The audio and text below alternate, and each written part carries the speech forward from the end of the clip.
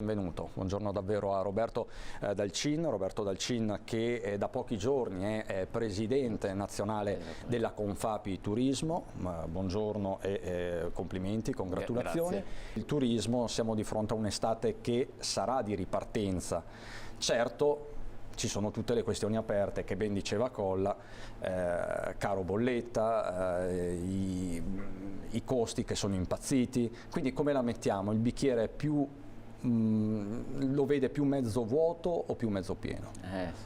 Allora, grazie a Dio la ripartenza c'è stata dopo 2 anni duri dove c'è stata l'assoluta mancanza di turisti o solo turismo di vicinanza. Vediamo che anche i turisti gli stranieri si stanno tornando regolarmente a frequentare le nostre località, però abbiamo queste grosse problematiche, il caro bolletta, e anche non dimentichiamo che c'è una guerra in atto che sta tenendo distante i paesi dell'est europeo che erano i nostri maggiori frequentatori degli ultimi anni, senza dimenticare che gli americani e anche il mercato cinese in questo momento non si avvicinano alle nostre zone perché c'è una guerra.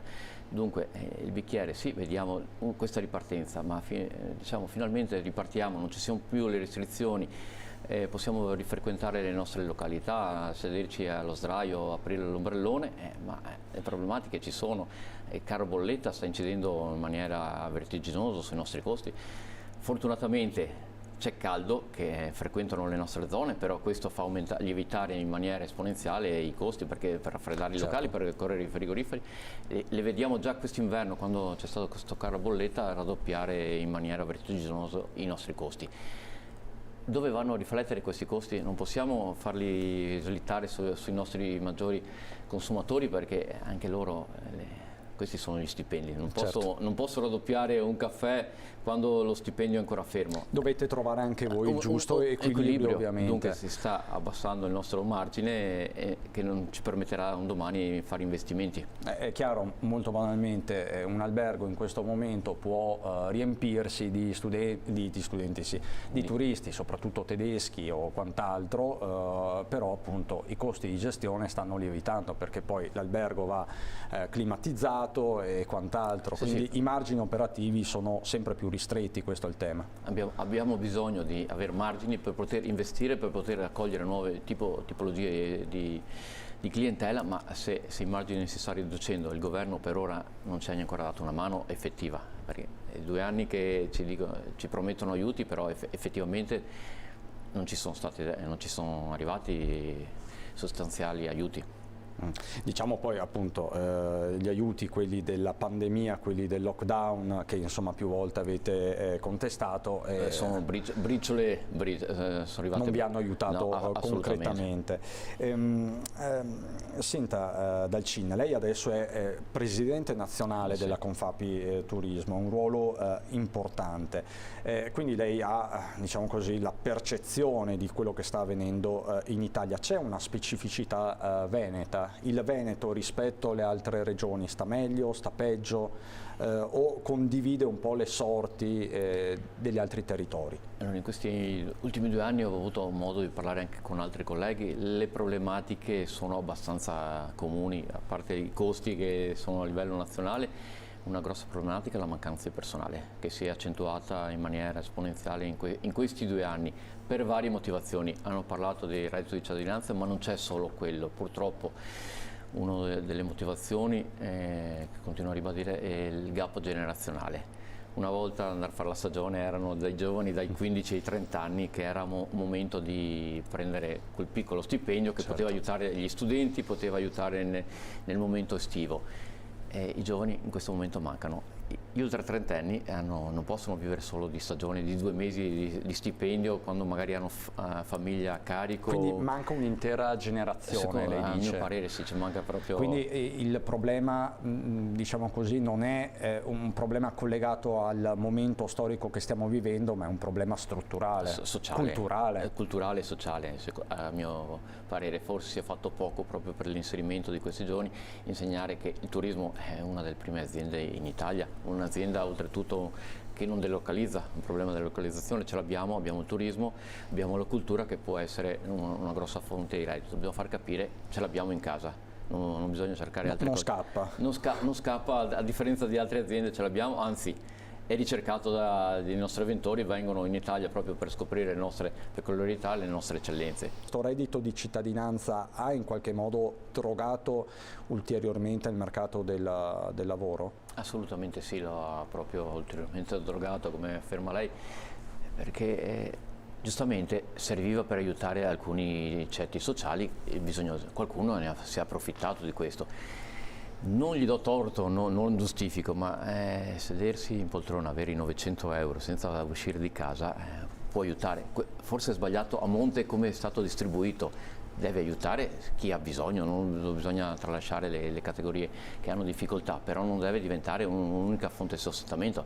Te lo do, momento però che c'è bisogno di lavoro, come sta succedendo nelle nostre località, come ha affermato il collega Colla nell'agricoltura, tu vai a lavorare, vai a prendere quelle posizioni che servono, deve essere limitato a un periodo ben stabilito. Faccio l'avvocato del diavolo, nel senso voi siete entrambi imprenditori, porto quello che è, diciamo, il rilievo dei sindacati e non solo. Se le persone preferiscono il reddito di cittadinanza è perché gli stipendi sono bassi, i salari sono troppo bassi, quindi si rigira un po' la frittata e si dice però c'è questo tema. Ecco, questo concordo con lei.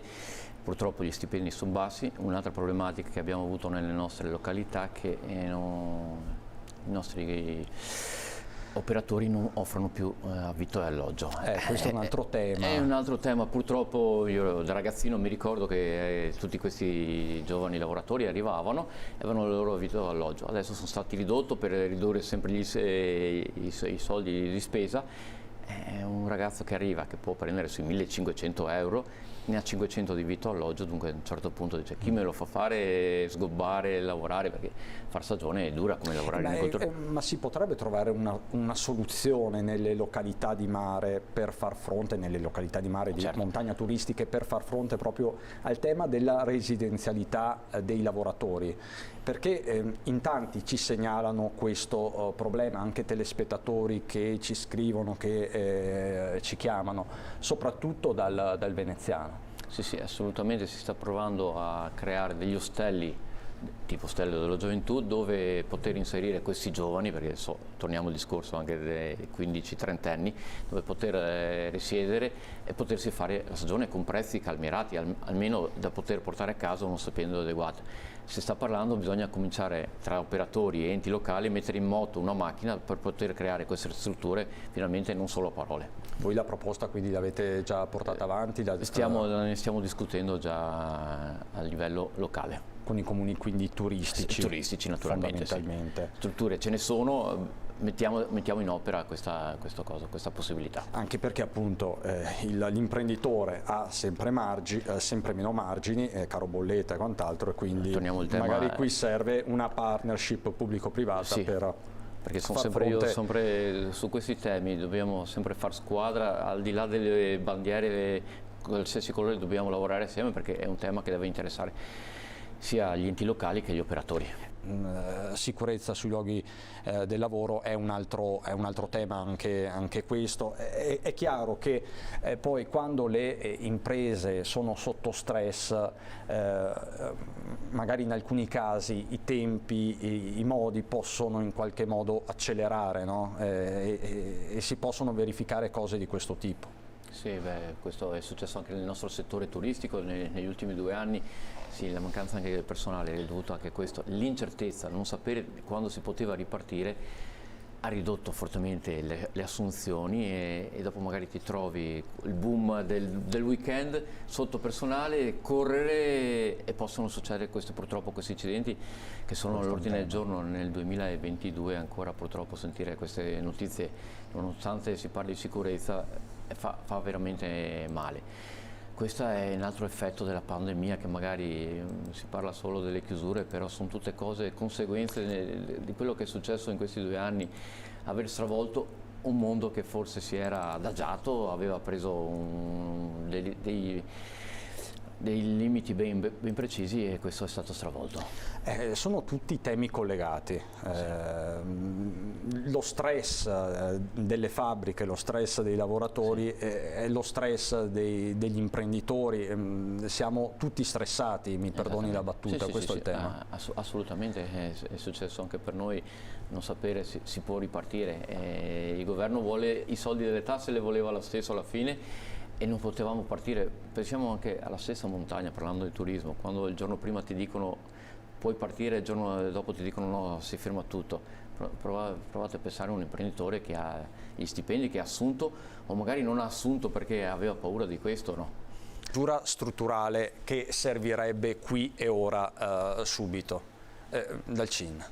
So che è una domanda da 1 milione di euro, però tutti dicono non siamo più di fronte a delle emergenze, sono problemi strutturali che vanno affrontati in maniera strutturale. E quindi cosa servirebbe? Subito aiuti per adeguarci al nuovo mercato che è cambiato completamente e soprattutto accedere ai fondi PNR per le nostre infrastrutture, che hanno bisogno di essere ammodernate per poter accogliere nuove flotte di turisti, che non è possibile per entrare nelle nostre località fare ore e ore di coda. Adesso uscivo da Jesolo per venire qui e vedevo che erano in coda per entrare.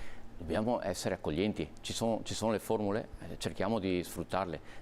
Parliamo dell'autostrada del mare, per esempio, da 20 anni che se ne parla, cominciamo a mettere in atto. Lei rilancia quindi il tema delle infrastrutture. Immagino anche in vista delle Olimpiadi 2026. Assolutamente, parlando di turismo e cultura, abbiamo le Olimpiadi, dopodomani sono, non proprio domani ma dopodomani. Sarà una grossa vetrina, Milano Cortina per noi sarà vetrina mondiale. Cerchiamo di sfruttarle in maniera propositiva e costruttiva queste occasioni che devono essere, che le abbiamo portate a casa con grosse difficoltà e grazie anche al nostro Presidente Zaia. Quindi lei dice anche i fondi del PNRR che di fatto non sono dedicati alle infrastrutture, però potrebbe esserci una modifica, un cambiamento servono cambiare e rendere più adeguate le nostre strade, le nostre vie di accesso. L'altro giorno parlavo con un avventore da Trento, nel periodo del 2 giugno ci ha messo 8 ore per arrivare da Trento a Jesolo, non è possibile. 8 ore? 8 ore.